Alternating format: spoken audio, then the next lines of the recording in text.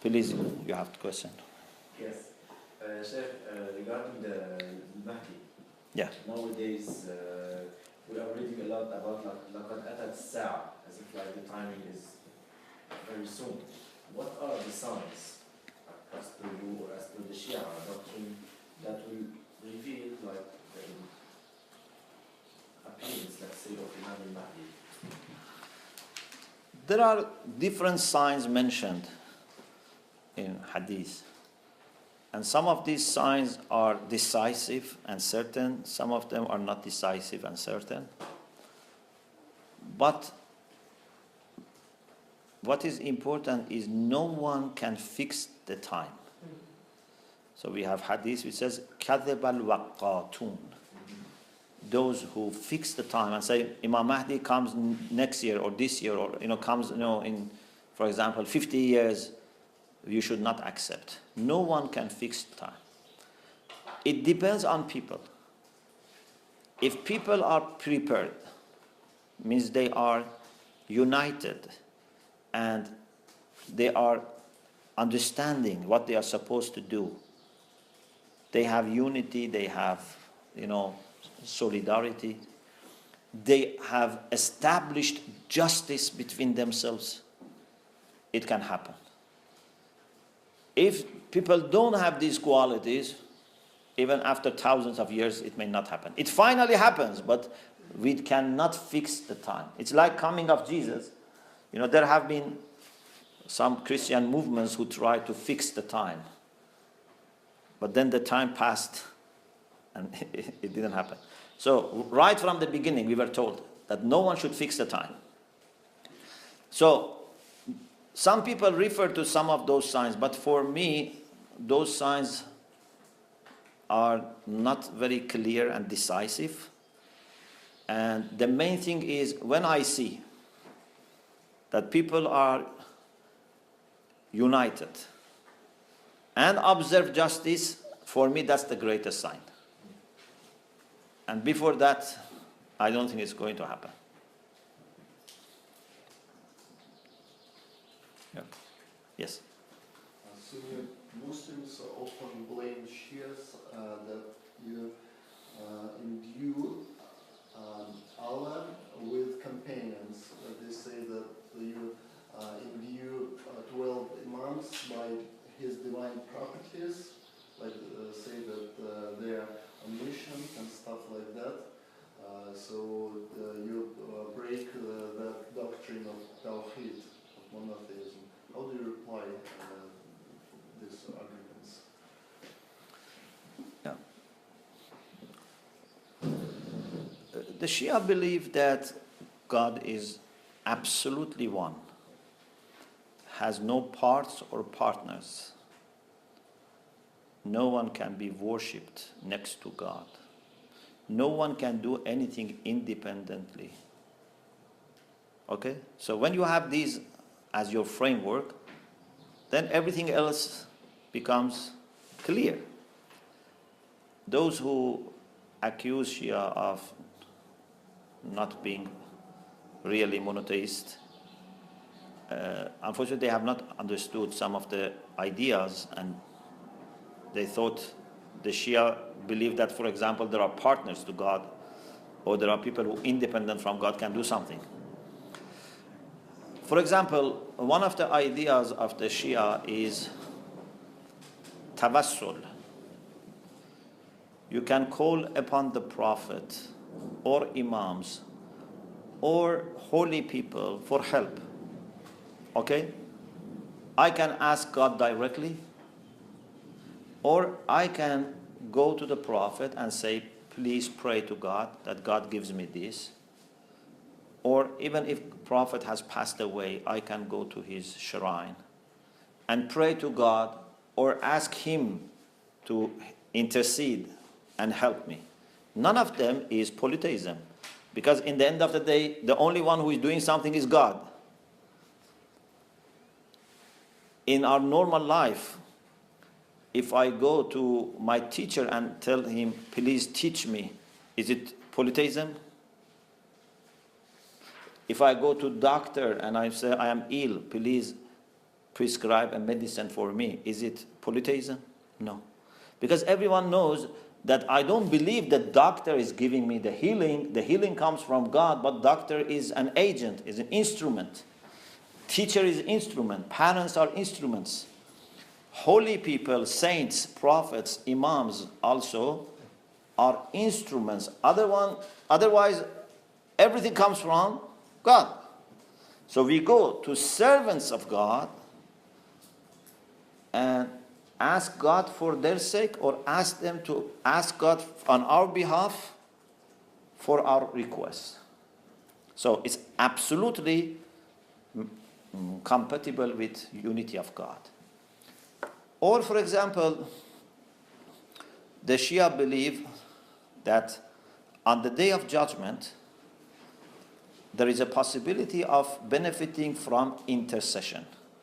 For example, Jesus, Abraham, Prophet Muhammad, they may intercede for some believers. It means that they may say that these people have been trying their best to follow us, to follow the path that we have showed them. Please help them. If they have some shortcomings and some sins, please forgive.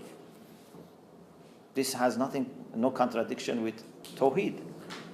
So, actually these principles are all possible to argue for from the Quran and prove them from the Quran and the teachings of the Prophet. But some people, unfortunately, they were not able to understand these things, or they heard it from other people and they thought these are not compatible with Tawheed. But the Shia are actually very, very concerned about unity of God. And anything that can be a little manifestation of polytheism, they try to reject. Does Allah share His divine properties with saints? Share? Share, yeah, like imams can be considered omniscient or present everywhere. Share in what sense? For example, like they absorb His divine properties. No. For example, me and you have life. Where does this life come from? It's from God. But does it mean that life has come from God to us and therefore this life doesn't belong to God anymore? Or it means that our life is a manifestation of life that God has, but we have very limited manifestation of that life. In the same sense, any holy person, any saint, whatever quality he has, it's not something that he shares with God or has taken from God and is separated from God. Any person, anything he has, it's really for God, and it's still for God. The only thing is that they reflect as mirror some of the beauties of God. No one owns anything independent from God. You're welcome.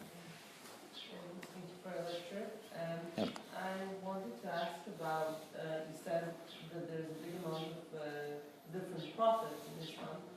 Are there female prophets? And can you address generally the place of women in the religion? Thank you very much. We don't know the names of the prophets. Even we don't know 1% of the name. Okay? There is possibility maybe some were women, but we don't know. Some people say maybe Lady Mary was also a prophetess. There's a discussion. But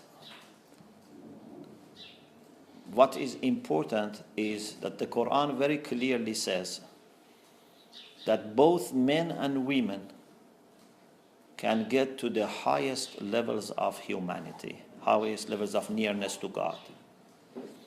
And the Quran in particular mentions Lady Mary in very high way and with very high esteem. you may know that the Quran talks about Lady Mary more than the Bible talks about Lady Mary. Yeah? And we have one chapter, yes, called Maryam, plus she is mentioned also in other chapters. And Lady Mary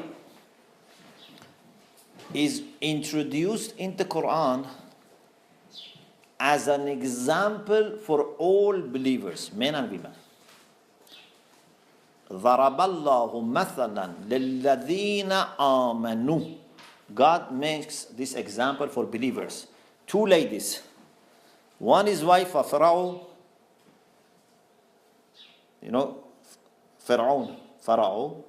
His wife was very pious and very good lady. The other example is Lady Mary. So one is Imra'at Fir'aun, one is Maryam ibnat Imran. You mean Nefertiti? Pardon? Nefertiti, the wife of the Fir'aun. Egyptian? Yes, Pharaoh? yes. Okay. So in this surah, these two are mentioned as two examples for all believers. But when it comes to Lady Mary, in other chapters of the Quran, we have even more than this. For example, one of the titles of Lady Mary is Siddiqah, the most truthful. So she is one of the people that are introduced as the most truthful people. I have a booklet, unfortunately I don't have enough, but I will leave a copy. I have mentioned all these qualities of Lady Mary and Jesus from the Quran. To be most truthful is one of the 4 top categories of human beings. So she is in the top. She is also Sayyidatun Nisa. She is the mistress of women of her time. So men and women both have access to highest levels of perfection. And we have great respect for daughter of the Prophet, Lady Fatima Zahra, especially in the Shia tradition. And we have also shrines for ladies. So for, pardon? You have Zainab also. Yes. She is on the Yes. So we have shrine for Lady Zainab. We have shrine for Lady Ma'suma in Qom. So hundreds of thousands of people every year go to these places of burial of these women. You know? Because we believe that men and women both can go to the highest level of perfection. Actually, I believe women can go more easily than men. Because their nature is more similar to God. You know? God has made women as manifestation of His love and mercy.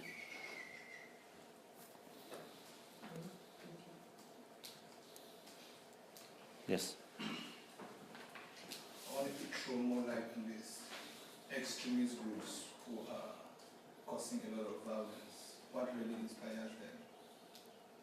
What is? Their inspiration. Uh-huh. Motivational inspiration. Nothing inspires them except their, unfortunately, lack of knowledge and lack of vision, and I think their own sad history. I think many of these people, they are not brought up with love and care. There is something deep in their mind and heart missing. I cannot think of someone who is brought up in a family and community with love and care and respect and honor and then does these things. So the problem is that, unfortunately, we have always had in the course of history that people have their personal problems, but then they misuse other things to hide their problems and to give legitimacy to themselves. They can misuse name of God or religion or freedom or, anything, justice. But indeed, some of them are not honest. And sometimes even they themselves don't understand. What we see today is not large number of people, even it's not that 1% of Muslims, yeah, it's very a small, tiny fraction. But unfortunately, even one person can cause lots of problems. Yeah? Spreading the wrong image. Yes. Imagine in motorway, tens of thousands of cars can drive peacefully. But if one driver is not careful, you can have accident and all are blocked. We need only one person to make a mess. Yeah? So, it's not that there are many, but there are there. What is important is first to understand that this is not a representation of Islam. Because then you cannot solve the problem. Unfortunately, some people think Islam is the cause and then they want to destroy Islam or finish Islam. Islam is not the source and you cannot finish Islam. You are just wasting your energy. If you want to destroy Islam, to get rid of these extremists, you are trying to do something which is impossible. Okay? And these people remain. If there is a disease in one country or one part of the world, we should not think that all people of that country or that part of the world have problem. We should find what is the germ that causing this disease. It's also very harmful if people keep talking about, their association with Islam and try to say, these are Muslim terrorists, Islamic, because it is true that they are Muslim, but this problem is not because of Islam. They could be Buddhist or Christian or anything and do the same things as we see. Extremism is a mental, I think, problem. It's not even theological problem. More than anything else, I think it's a mental issue. There are people who have no balance in their character, in their understanding. They don't know how to handle their problems. As soon as there is disagreement, they think this is end of the world. They cannot see any disagreement and they want to solve it by force, by violence. These people need therapy. They need therapy. They need, Therapy. yes, they need education. That's it. They need to be understood what is their problem. And we should also try to isolate them from other people. Because if other people are not educated, they can spread the germ. They can attract like-minded people. So my idea is that education is the best thing. Weapons, killing, bombarding, actually can help these people. Because, sometimes, you see in the body there is cancer. If you are not careful and you cut and, do surgery, these cancerous cells can spread. You have to be very wise and very careful. I believe when Muslims, Christians, other believers in God, if they work together and show that there is great ground for unity, these people will lose their justification. They need always justification. If, for example, foreign country goes and attacks, they say, look, they want to invade our country. It's very important to be very careful not to give them any justification. This is very important. But I think every community has to be very careful.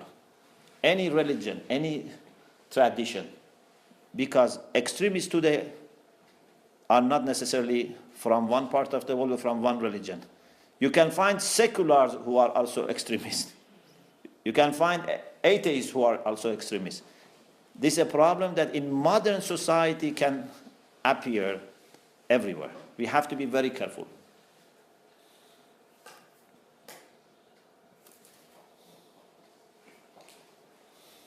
If there are no other questions, we thank you again very Thank you. much. Since this morning you have led the group into the tenets of Islam, and I think it will continue tomorrow as the focus will be on peace building. So your emphasis on the inner discussion on the interpretation of the Quranic verses certainly will play also a role as the discussion continues. Thank you very much for your contribution. Thank you. Thank you very much.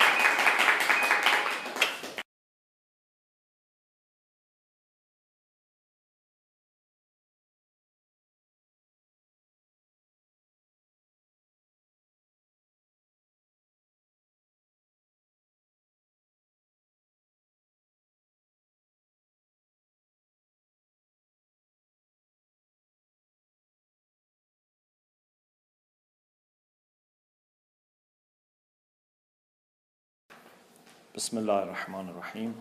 In the name of God, the Compassionate, the Merciful.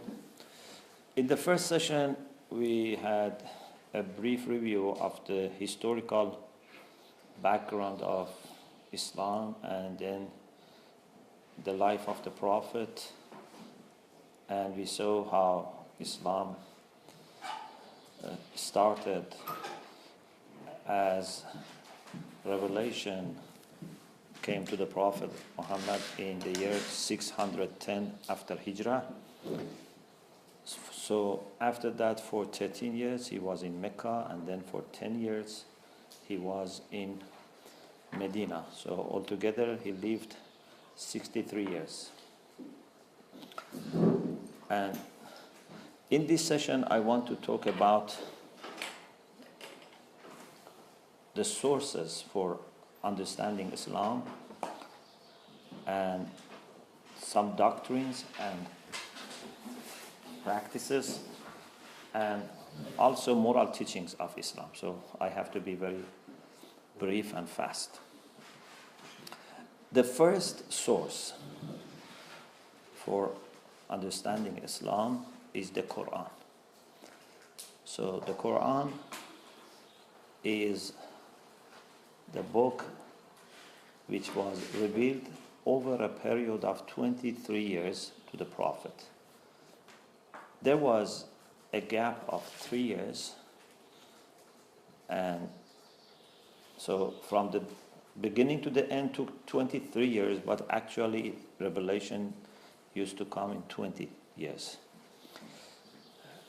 Some of the chapters of the Quran are revealed in Mecca, and some are revealed in Medina. But the way the Quran is put together is not according to the chronological order. So it's not that the first chapter that you have in the Quran right now was revealed first, and then the second chapter. The Quran is not according to the chronological order put together. It is put together in the way that we have first the opening of chapter Al-Hamd, the praise, which is like a preface to the Quran. It's called Fatihatul Kitab. It's the beginning of the Quran. It has ideas similar to the prayer of Father in Heaven in Christianity. And somehow it's like a brief manifesto of Islam. Then we have the longest chapters of the Quran. So second chapter is the most longest chapter. Then we have third chapter, which is the second longest. So we have the longest, and then we move on to the middle and then short chapters of the Quran. There is a discussion among Muslim scholars who put the Quran into this order. There are differences of opinions across different schools of Islam. So it's not necessarily that every person from this, for example, denomination of Islam should believe in this. Many scholars believe that this order comes from the Prophet, or at least which verses belong to which chapter and the name of the chapter are decided by the Prophet. This is a technical discussion. What is important is that all Muslims believe from cover to cover it's literally revealed to the Prophet. Literally. So it means that every word is word of God. And Muslims believe that no alteration, no change, whether it be addition or deletion, has happened to the Quran. So the whole book is revealed, but in different pieces. If Quran is translated into another language, it is not considered by Muslims as the Quran.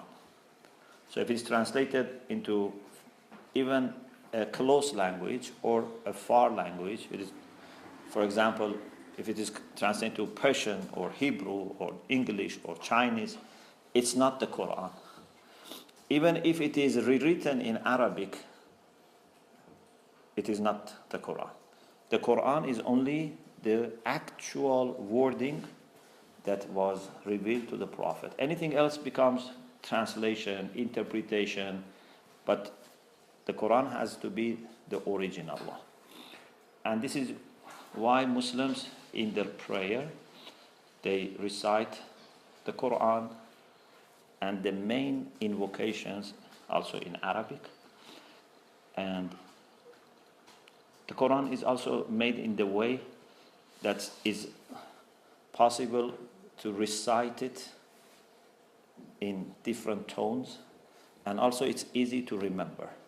So we have many people who have memorized the whole Quran.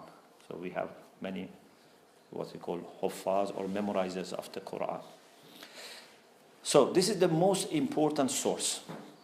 The question with the Quran for Muslims is more a matter of interpretation, because they don't disagree on the text, but there are lots of differences in interpretation, especially with respect to the verses of the Quran that the Quran itself calls mutashabihat, because the Quran says the verses of the Quran are divided into two parts.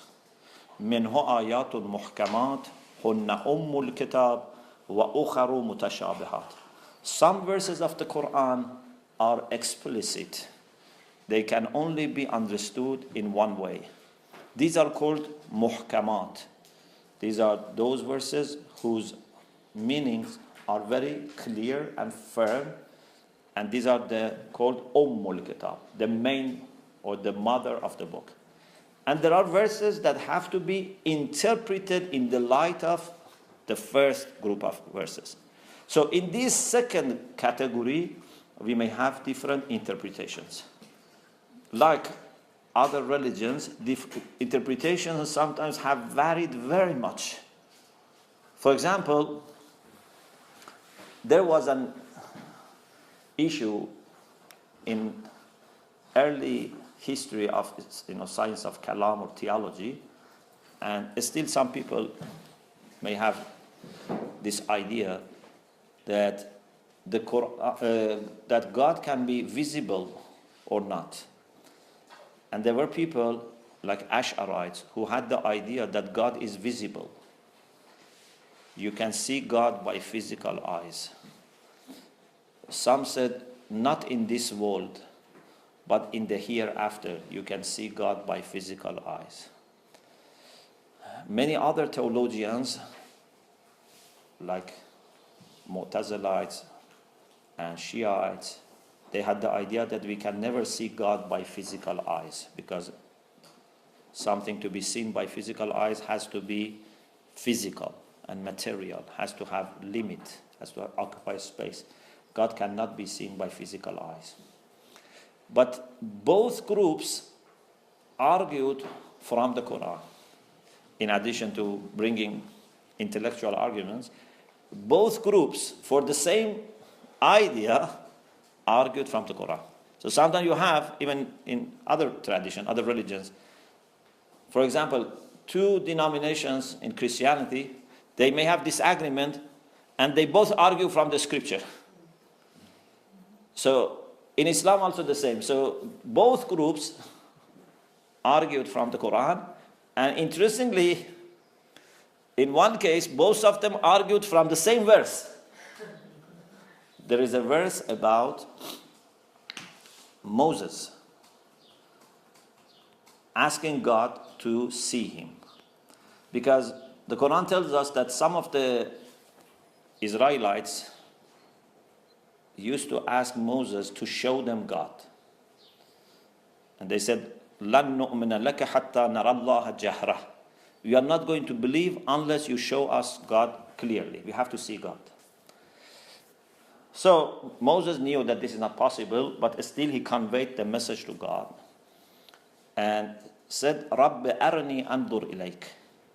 My Lord, show yourself to me so that I can look at you. And God said, إِنَّكَ لَن تَرَانِي يَا مُوسَى. You can never see me. وَلَكِنْ انظُرْ إِلَى الْجَبَلِ فَإِنْ اسْتَقَرَّ مَكَانَهُ فَسَوْفَ تَرَانِي. But look at this mount. If this mount remains intact, you can see me. فَلَمَّا تَجَلَّى رَبُّهُ لِلْجَبَلِ جَعَلَهُ دَكًّا. God made a manifestation to the mount, and mount was exploded. وَخَرَّ مُوسَى صَعِقًا. And Musa fell down screaming. So this showed that it's not possible to see God. But those people who were insisting that God is visible said, look, Moses asked God to show him himself.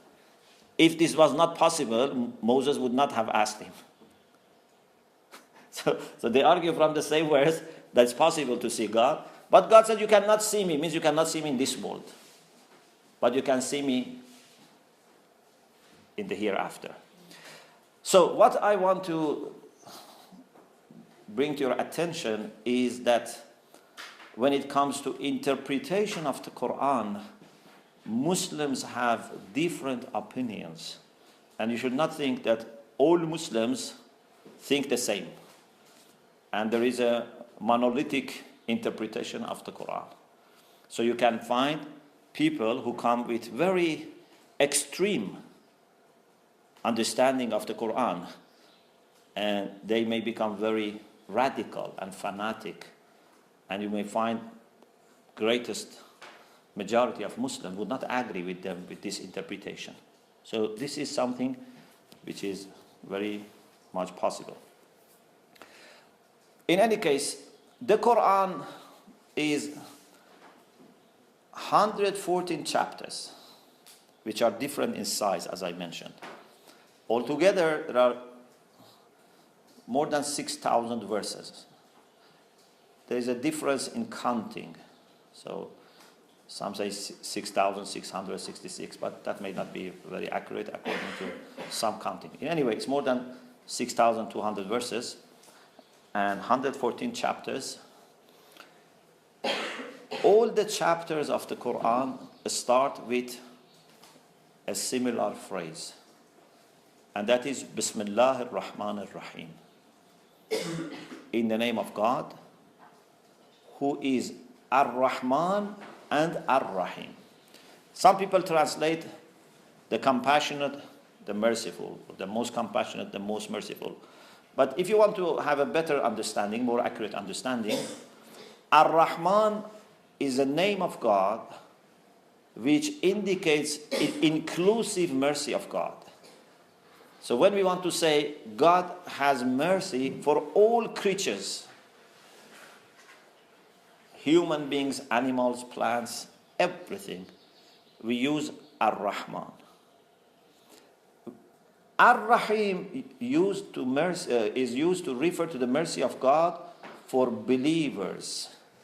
So God has inclusive mercy for everyone and has extra mercy for the believers. So he has two types of mercy. One which is given free to everyone. Every creature has mercy of God. Every creature is loved by God. But you can qualify yourself and then receive more mercy from God.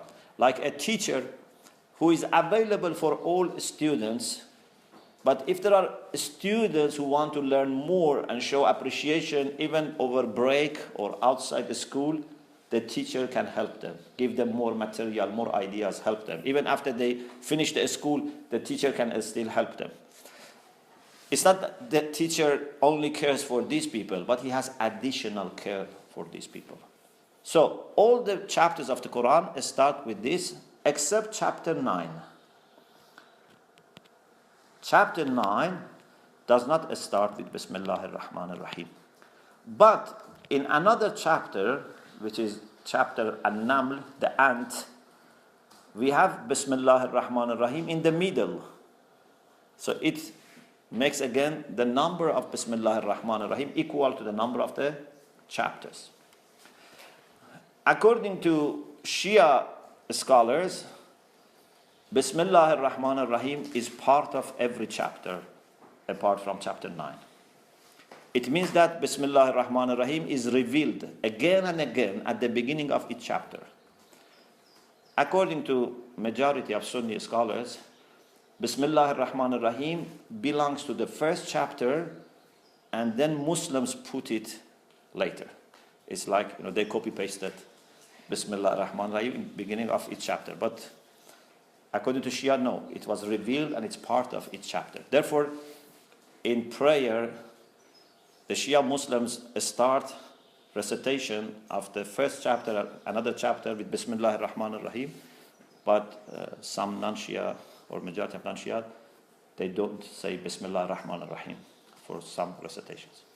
In any case, what is important, and I particularly mention this, is to know that the Quran is a book of mercy.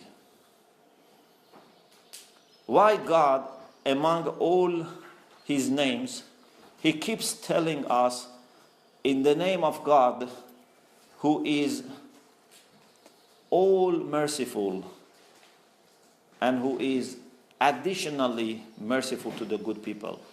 Why? Why God so much repeats this to us? Because God wants us to have this image of Him. I have some papers on God's mercy. If you are interested, I have 8 papers on understanding God's mercy according to the Quran. And we have examined different aspects of God's mercy. And one of the things which is interesting is we made a survey of all the names and attributes of God in the Quran. And then we compared the frequency. Mercy, by far, is the most frequently mentioned quality of God in the Quran. We have about 600 cases that an adjective or a name from mercy is used for God. And then comes later knowledge of God. So mercy of God is very, very important concept in the Quran. And in these papers, I have tried to give a whole system of theology and morality based on mercy from the Quran. The Quran also says that not only God is merciful, it says that the Quran is a book also for healing and mercy. نُنَزِّلُ مِنَ الْقُرْآنِ مَا هُوَ شِفَاءٌ وَرَحْمَةٌ. We send through the Quran healing and mercy. And also, as you know, the Prophet also is sent as mercy for all people. وَمَا أَرْسَلْنَاكَ إِلَّا رَحْمَةً لِلْعَالَمِينَ. So, it is very sad to see that this book of mercy from God who is merciful and is declared by the Prophet who is mercy for mankind is interpreted by people who have no mercy. It's very heartbreaking. How something which is supposed to be prescription for mercy is used as instruction for cruelty. But as I said, interpretations can be different. And of course, sometimes also there is no sincerity. So sometimes sincere people make mistake in understanding, and sometimes there is no sincerity at all. It makes it even worse. But you have to be careful. If you want to understand the Quran, don't look at this person or that person, because these people may have misunderstood totally the Quran. It's possible. So you have to refer to the Quran. You have to study different interpretations and compare and see which one seems to make more sense and is more compatible with the Quran.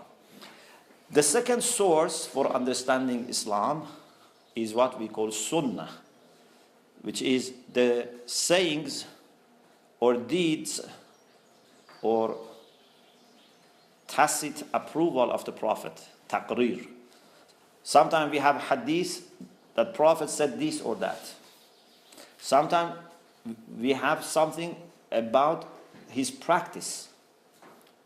Sometimes we know that something was done in the presence of the Prophet and the Prophet didn't object. This is called taqrir. It means that it was okay. So Sunnah comes in three forms: sayings, deeds, and tacit approval. But most of the Sunnah that we have is about his sayings and deeds. So, according to Quran, the Prophet is a role model. لَقَدْ كَانَ لَكُمْ فِي رَسُولِ اللَّهِ أُسْوَةٌ حَسَنَةٌ. So he is a good example and role model for us, therefore we should follow him. According to Quran, the Prophet is also teacher of the Quran. يُعَلِّمُهُمُ الْكِتَابَ وَالْحِكْمَةِ. And he is also interpreter of the Quran. لِتُبَيَّنَ لِلنَّاسِ مَا نُزِّلَ إِلَيْهِمْ. So he's a role model, he's a teacher, and he is interpreter of the Quran. Plus, he is the one who is supposed to implement the Quran. لِتَحْكُمَ بَيْنَ النَّاسِ. So, for this reason, the Prophet occupies a very central position for us. So if we want to understand the Quran, if we want to know how to implement the Quran, how to practice the Quran, we should refer to the Prophet. Then, a question, a very important question, emerged. Who is going to succeed the Prophet? This question was there in minds of people when the Prophet was alive. You know, as any leader who starts something, people always wonder what is going to happen after this leader. This question was in minds of people. The Shia believe that God had already decided who would be the successor to the Prophet. And on different occasions, the Prophet declared this to people. And in one particular occasion, in his final pilgrimage to Mecca, on the way back, he actually declared this to thousands of people, and they paid allegiance. So he died while this was already made clear. According to Sunni Muslims, the Prophet did not make any decision, did not declare any decision of God. He died without touching this issue. So this is a central difference between Sunni and Shia Muslims. So the Shia say this was decided by God. The Prophet already mentioned this a few times, and the major incident was on the day of Qadir, the 18th of Dhul Hajjah, in the last Hajj, when he said this in front of thousands of people. Sunni Muslims say the Prophet didn't say anything about this, God didn't make any decision, and it was left to people to decide. So, this is a very important question, because this started two major branches in Islam. It's not like, for example, Reformation, which took place 500 years ago, which means after 1500 years of Jesus. Or it's not like the split between the Roman Catholic Church and Orthodox Church. This goes back to the very beginning of Islam. Okay, so it's the difference between Sunni and Shia Muslims in this regard is very historical. And it is very sad to see that how some people, even today, they struggle to recognize this diversity. And they think, by, for example, killing or forcing, they can make Islam one branch. From the beginning, Islam has two branches. And most of the time, they had very peaceful relation. And still, in most of the part, they have peaceful relation. But unfortunately, sometimes there have been extremists who try to cause tension. So, this historical issue has some theological implications. So we are not talking about something that what should be done or what should have been done in that time. The question is more important than just being a historical question. The question is, how do you understand Islam in the years to come after the Prophet? Who is going to fill the gap? No revelation is coming because Prophet was the last prophet. But who is going to interpret the Quran after the Prophet for us? Who is going to tell us what should we do in new emerging questions? So, Shia believe that they should refer to the household of the Prophet and to the Imams. Sunni Muslims believe that what they have received from the Prophet and the companions of the Prophet, including the household of the Prophet, so they respect household of the Prophet as companions of the Prophet, as they love them, but they don't give them a special significant position in continuing teaching of Islam. So they say, we refer to these sources that we have, and if we have any gap, if there is any issue that we don't have specifically anything from Quran or Hadith, we have to have methods for filling the gap. I don't want to go into these technical issues, for example, about, qiyas, which is a kind of approach that when you know the ruling for something and there is something similar to it for which you don't have guidance, you try to extend the ruling for this to the other case. So this is something that they used to do, or for istihsan or masalim. So there are different methods that they try to use to fill the gap. But the Shia believe that it is already decided by God. So we refer to imams. Imam here is different from, we say, who is imam of this mosque? Imam of the mosque means the leader of the congregational prayer in this mosque. Imam in the sense that we say Shia have 12 imams, means a divinely appointed leader. A divinely appointed leader who succeeds the Prophet. So, for the Shia Muslims, then the sayings and practice of imams are also important for understanding Islam. So you should understand then this difference between Sunni Muslims and Shia Muslims. And then there is a discussion about reason, intellect. Some Muslims believe that reason or intellect is only good in theology but not in law or morality. Some Muslims say no, even in law and morality we should follow reason. And there were lots of discussion about the role of reason in religion. And Shia Muslims believe that reason is one of the ways that God has communicated His will to us, and we should follow reason. And there is no contradiction between reason and revelation. There is absolute harmony between reason and revelation. They don't contradict. They also don't replace each other. They supplement each other. There are issues that you can understand by your intellect. There are issues you can understand through revelation. And there are issues that you can understand by both. So they supplement each other, but never contradict each other. This is about the sources of Islam. Now, based on these sources, let us see what are the doctrines of Islam. The major doctrines of Islam are unity of God in the first place. So not only God exists, but God has also certain qualities. And you find these qualities, for the most part, common in other Abrahamic religions. For example, God is one. All Abrahamic religions believe that God is one. Some Muslims think that Christianity is an exception because Christianity, they believe in Trinity. But the truth is that even Christians believe in one God.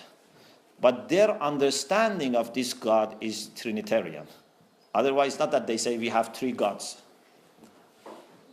God, the Father, is the one. God, the Creator, is one. But the way they understand unity of God is in Trinitarian form.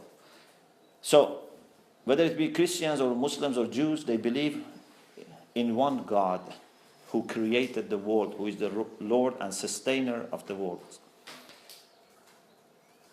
God is all-powerful. He is capable of doing everything possible. God knows everything. God is benevolent. He has good will, good wish for all of us. And God is living. Again, all Abrahamic religions believe that God has life. God, in Arabic we say hayy. God is living. God is not dead. Even God does not sleep or take nap. God is fully alive, fully understanding, fully attending. But among all the attributes of God, unity of God is the most central point in the Quran. Because most of people, they believe in God, but they have false image of God. Idol worshippers, pagans, even they believed in God. But unfortunately, they associated partners to God. And they believe that, for example, if you want to get closer to God, the Creator, you have to worship these idols. You have to offer some gifts to these idols, so some sacrifice to get closer to God. If you want rain, for example, this idol, you have to please this idol to get rain. If you want child, that idol, can help you with children. So they had this polytheistic understanding of God. Otherwise, they didn't deny existence of God. The Quran says, if you ask these pagans, لَإِنْ سَأَلْتَهُمْ مَنْ خَلَقَ السَّمَاوَاتِ وَالْأَرْضِ. If you ask them, who created the skies and the earth? They would not say these idols. لَيَقُولُنَّ خَلَقَهُنَّ اللَّهِ. They say, no, God created them. So, they had faith in God, but they suffered misunderstanding, misconceptions. And one of the main misunderstandings was shirk, polytheism. So the Quran emphasizes a lot on unity of God. And we believe that unity of God can form and shape every aspect of our faith. I will give you a copy of my recent book, Unity of God and Unity in God. In the first part, you would see references to what Muslim philosophers, Muslim mystics, Muslim ethicists have said about unity of God.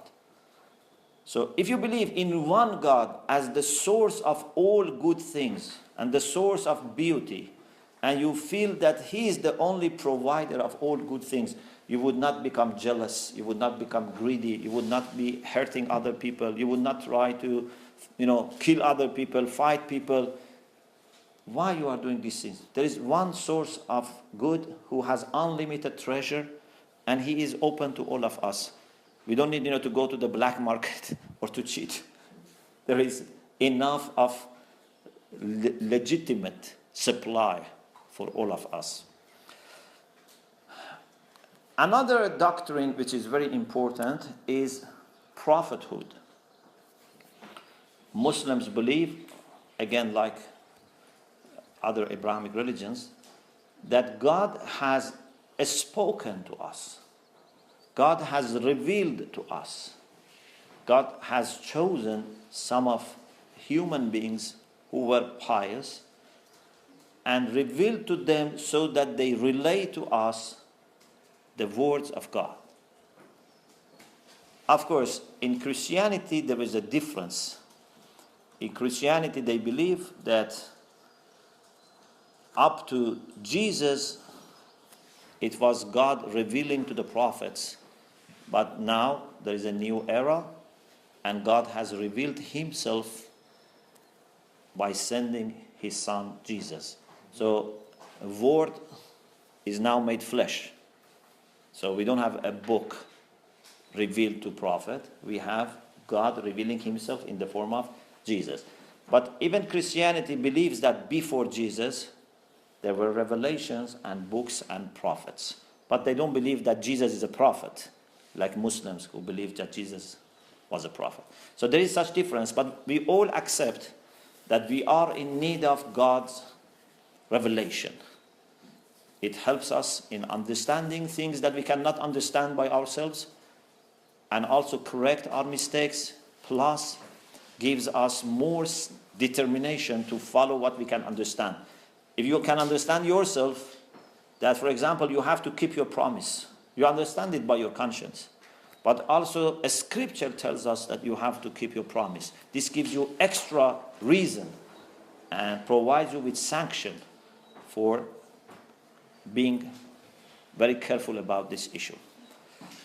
So Muslims believe in prophethood, in need for revelation, in need for referring to the scripture and trying to live according to the norms that we receive from revelation. As I said in the first session, the Quran doesn't give us a specific number of the prophets. The Quran mentions some prophets by names and says there are many that we have not mentioned their stories. In Hadith, we find that there were 124,000 prophets. What the Quran tells us is that God has dispatched messengers to all nations. لَقَدْ بَعَثْنَا فِي كُلِّ أُمَّةٍ رَسُولًا. So we should not think that the prophets were only sent to Middle East. Although the prophets that we know mostly, like Prophet Muhammad, Jesus, Moses, Joseph, Abraham, Ishmael, Isaac, they are all from Middle East. Yeah? But the Quran says we have dispatched messengers to all nations. لَقَدْ بَعَثْنَا فِي كُلِّ أُمَّةٍ رَسُولًا. And the message in essence was the same. أَنْ اعْبُدُوا اللَّهَ وَاجْتَنِبُوا الطَّاغُوتَ. To serve God and avoid following the evil. So, this is about the idea of revelation, prophethood. We don't know how many books were revealed, because it's not that every prophet brought a book. We know there were books. How many, we don't know. But those books which are mentioned in the Quran is the Quran itself, which has different names. Injil, which is Gospel. Torah, Book of Abraham, and Psalms of David. These are mentioned in the Quran. But there can be much more which are not mentioned. The other major doctrine is resurrection. We all, like other Abrahamic religions, believe that death is not end of human life. Death marks transition from this world to another world, and we would have another form of life. There would be a gap till all human beings will be resurrected together. So it's not that when you die, then quickly you go to the day of judgment.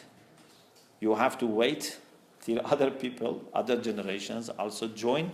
So there would be one call after which everything which is alive would die, and then a second call, then everyone is resurrected.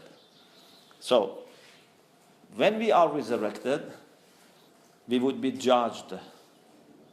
According to some hadiths, even when we die, some major questions will be asked. But detailed questioning will take place on the day of judgment. And we have to be accountable about everything we have done, everything we have said. So this sense of accountability is very important in life of believers, that you have to be careful, even if no one is watching you and no one is going to know about this. You should always do good things, intend good things, say good things, wish good things. And the Quran says, even if it is a slightest particle, very, very little thing, it will be brought. If you have done very little good, you will see it. If you have done very little bad, you will see it. So, day of judgment is for all human beings, and we will be judged based on what is the judgment. Then we would be either given entrance to heaven, or might be going to hell, or might be in between. We have also this mentioned that there are people who are not good enough to go to heaven, but for some good qualities that they had, they would not also be sent to hell. And also, two important things function on the day of judgment. One is justice of God. No one would be dealt with injustice. Never, ever any injustice would be done. Secondly, mercy of God would be the main factor. So justice of God is the foundation, and on top of that, mercy of God. We have a hadith that mercy of God has 100 parts. Only one part has been exhibited in this world. So everything that we see, creation, guidance, health, parents, children, good friends, food, everything that we have, health, success, is only 1% of the mercy of God. 99% is preserved for the hereafter. So this is very, promising. There are other doctrines of Islam, and in particular I want to say one doctrine which is common between Sunni and Shia, although for the Shia is more significant. And this is doctrine of Al-Mahdi. Yes. So all Muslims, no matter which school of Islam, they have tens of hadiths from the Prophet that there would be a person from progeny of Prophet, and in some hadiths says progeny of Lady Fatima, and in some say progeny of Imam Hussein. So these are all narrated by Sunni Shia. God would have a leader for humanity called Al-Mahdi, means the guided, who would fill the earth with justice and equity. يَمْلَأُ اللَّهُ بِهِ الْأَرْضَ قِسْطًا وَعَدْلًا بَعْدَمَا مُلِئَتْ ظُلْمًا وَجَوْرًا. All Muslims have this. No one doubts this. There are differences between Sunni and Shia in details. For example, majority of Sunni Muslims believe that he is not yet born. Majority, not all. Actually, there were people in the history in the Sunni world that claimed, or for them, the claim was made that they were Mahdi. But then people realized that they were not Mahdi because they didn't achieve this. But they were people that some people thought they are Mahdi. But majority say he is not yet born. Majority of Shia, or if you speak about the 12ers, because the majority of the Shia are 12ers today, the 12ers say Imam Mahdi is born. And he is the son of the 11th Imam. So, according to the 12ers, which is the majority of the Shia today in the world, like more than 90% of the Shia Muslims,